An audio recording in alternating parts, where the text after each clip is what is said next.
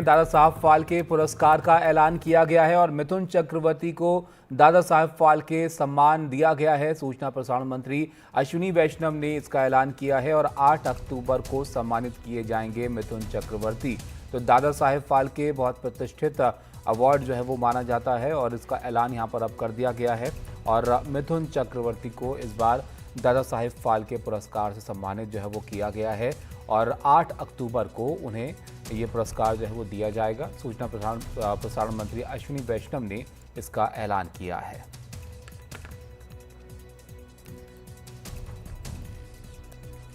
तो इस बार के दादा साहेब फाल्के पुरस्कारों का ऐलान जो है वो हुआ है और ये मिथुन चक्रवर्ती को इस बार जो है वो दिया जा रहा है। इससे पहले ये जो पुरस्कार है ये रजनीकांत, वहीदा रहमान, इन तमाम जो कलाकार हैं उनको मिल चुका है और इस बार मिथुन चक्रवर्ती को ये पुरस्कार जो है वो दिया जा रहा है। अखिलेश जी हमारे साथ जुड़े, हमारे सहयोगी।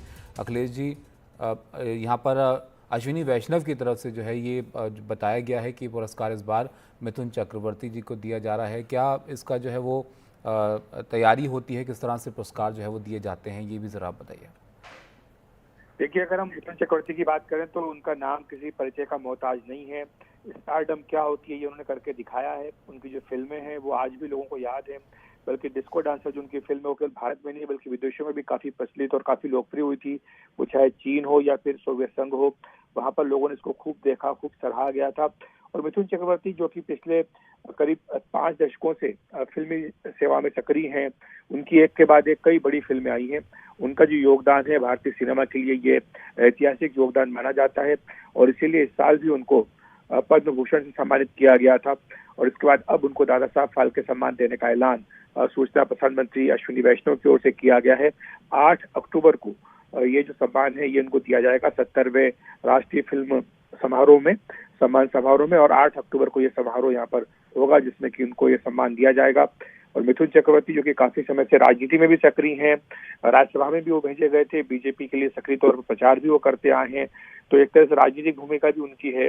लेकिन इससे पहले की जो उनकी फिल्म में योगदान और जिनका उत्कृष्ट योगदान रहा है, खासतौर से कलाकारों के लिए भी उन्होंने बहुत सारे काम किए हैं। उन्होंने कलाकारों की भलाई के लिए भी एक जो है वो कमेटी बनाई थी और उसमें भी जो जूनियर आर्टिस्ट होते हैं उनके लिए काफी काम किया है वहाँ पर। और फिल्मों की अगर बात करें तो एक से बढ़कर एक फिल्में मिथुन चक्रवर्ती ने दी हैं, चाहे शौकीन हो, अशांति, तकदीर का बादशाह, स्वामी दादा, ये तमाम फिल्में। अग्निपथ में भी उनका जो रोल था उसे काफी सराहा गया था। और इसके साथ साथ कई रिकॉर्ड भी मिथुन चक्रवर्ती ने अपने सिनेमा करियर में बनाए हैं। एक ही साल में सबसे ज्यादा फिल्में रिलीज करने का रिकॉर्ड भी मिथुन चक्रवर्ती के नाम पर ही है, जो आज तक तोड़ा नहीं जा सका है। तो इस तरह से मिथुन चक्रवर्ती का जो योगदान उसको देखते हुए सरकार की ओर से फैसला किया गया है। बिल्कुल, मिथुन चक्रवर्ती का एक लंबा अनुभव है, बहुत सारी इनकी हिट सुपरहिट फिल्में जो है वो हम देखते आए हैं और अब दादा साहब फाल्के अवार्ड से जो है इनको सम्मानित किया जाएगा।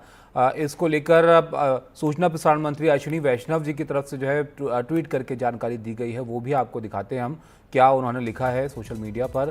तो वो लिखते हैं कि यहाँ पर कोलकाता की गलियों से सिनेमा की ऊंचाइयों तक मिथुन दा की उल्लेखनीय सिनेमाई यात्रा पीढ़ियों को प्रेरित करती है। ये घोषणा करते हुए मुझे गर्व हो रहा है कि दादा साहब फाल्के पुरस्कार के निर्णायक मंडल ने महान अभिनेता श्री मिथुन चक्रवर्ती जी को भारतीय सिनेमा में उनके विशिष्ट योगदान के लिए पुरस्कार देने का निर्णय लिया है। 8 अक्टूबर 2024 को 70वें राष्ट्रीय फिल्म पुरस्कार समारोह में ये उनको प्रदान किया जाएगा।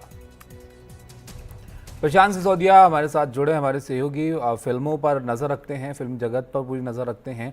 प्रशांत, आप मिथुन चक्रवर्ती की बहुत सारी सुपरहिट फिल्में हम सब ने यहाँ पर देखी हैं और एक बड़ा सम्मान दादा साहब फाल्के पुरस्कार जो है उनको दिया जा रहा है। अश्विनी वैष्णव ने भी ट्वीट में उनके करियर का जो है एक तरह से उल्लेख किया है कि कैसे कलकत्ता से शुरू होकर एक सुपरस्टार का सफ़र उन्होंने तय किया। जी बिल्कुल, मिथुन चक्रवर्ती अपने आप में सुपरस्टार तो हैं, लेकिन वो जो ट्रेंड है सिनेमा का उसको चेंज करने वाले, उसमें बदलाव करने वाले एक्टर हैं। आप देखिए, उनकी पहली फिल्म जब आई थी मेरे गया तो उसमें उनको नेशनल अवार्ड मिला था और उसके बाद आर्ट हाउस से किस तरह से वो कमर्शियल स्टार बने हैं।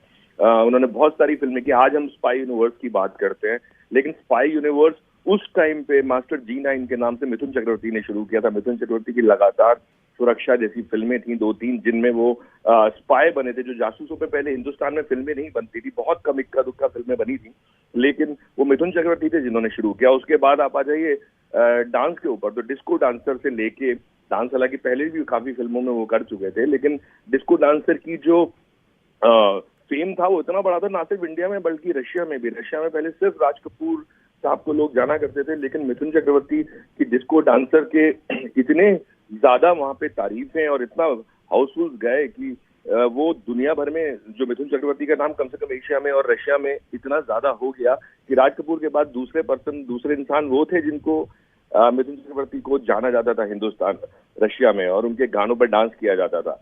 उसके अलावा उनको आप देखिए 3 नेशनल अवार्ड मिल चुके हैं, और फिल्म फेयर अवार्ड्स तो मैं बात ही नहीं कर रहा हूँ, लेकिन नेशनल अवार्ड्स, 3 नेशनल अवार्ड्स उस वक्त तादेर कथा, स्वामी विवेकानंद और जो फिल्म मेरी क्या फर्स्ट पहली जो फिल्म थी। तो मिथुन चक्रवर्ती ना सिर्फ आर्ट हाउस बल्कि कमर्शियल जो सिनेमा था उसमें भी उनका बहुत बड़ा योगदान, और बहुत सारी, आप अभी थोड़ी देर पहले बोल रहे थे 19 फिल्में एक ही साल में, 1989 आई थिंक में उनकी जो फिल्में थी 19 फिल्में एक साथ आई थी। तो एक टाइम ये था कि मिथुन चक्रवर्ती यहाँ से बॉम्बे से शिफ्ट हो गए थे साउथ की ओर, और वहां पे ही अपनी फिल्में वो शूट करते थे। जितनी भी फिल्में साल में कम से कम 2-2, 3-3 और पूरा एक पैकेज वो दिया करते थे। तो बतौर प्रोड्यूसर, बतौर एक्टर, उन्होंने हिंदी सिनेमा में बहुत सारे जो सिने वर्कर्स है उनको भी मदद किया है। पूरी की पूरी एक उन्होंने मुहिम चलाई थी सुनील दत्त और दिलीप कुमार साहब के साथ मिलके, जहाँ पे वो सिने वर्कर्स को मदद करते थे। आज भी अगर आप उनको देखें टेलीविजन पे वो आपको नजर आते हैं ग्रैंड मास्टर के तौर पर, जितने भी ये जो डांस शोज होते हैं उनके अंदर। तो मिथुन चक्रवर्ती बतौर एक्टर, बतौर डांसर और बतौर प्रोड्यूसर बहुत बड़ा नाम हिंदी सिनेमा में है, और सिर्फ हिंदी सिनेमा नहीं, बंगाली सिनेमा भी बहुत किया है उन्होंने। तो मेरे ख्याल में जो भी ये उनको जो सम्मान मिला है वो डिजर्व करते हैं। और उसके अच्छा अलावा प्रशांत, एक ये भी है ना कि जिस वक्त में मिथुन चक्रवर्ती की फिल्में आया करती थी उस वक्त एक बड़े स्टार की तरह जो वो हीरो की इमेज हुआ करती थी, लेकिन आज के वक्त तक कितना उनको पसंद किया जाता रहा है ये आपने भी यहाँ बताया कि टीवी में भी कई सारे शोज में उनको देखा जाता है, और खासकर जो आज के दौर की कॉमेडीज हैं उसमें गोलमाल में जो उनका कैरेक्टर था वो तो आज तक लोग जो है उस पर हंसते हैं, उनके डायलॉग्स को वहाँ पर देखकर। तो हर एक तरह की फिल्मों में बहुत पसंद किया है लोगों ने इनको। बिल्कुल, हर एक तरह की फिल्में। और देखिए हम एक ये भी देखिए उनके जो अलग अलग उनके जो पहलू हैं, अभिनय एक पहलू उनका है, डांस एक पहलू उनका है, एक्शन उनका एक पहलू है। अगर आपको मालूम हो तो उस वक्त जब फिल्में आती थी तो कराटे या जूडो कराटे के नाम से उनकी फिल्मों में अक्सर आप देखा करते थे कि उनकी फिल्मों में एक्शन दिखाया जाता। तो वो जो एक एक्शन उधर ब्रूस ली कर रहे हैं, इधर हिंदुस्तान में मिथुन चक्रवर्ती की फिल्मों में आपको नजर आता था। और जो डांस की टेक्निक है, डांस होता था उससे पहले भी, लेकिन डिस्को डांस को कहें या थोड़े बहुत ब्रेक डांस के जो स्टेप्स होते थे वो आपको उनकी फिल्मों में देखने को मिलते थे। उसके अलावा उन्होंने बहुत सारी फिल्में बतौर लीड रोल भी की, और जो 2 हीरो फिल्म या मल्टी स्टारर फिल्म होती थी वो भी उन्होंने की है। अमिताभ बच्चन के साथ उन्होंने फिल्में की हैं।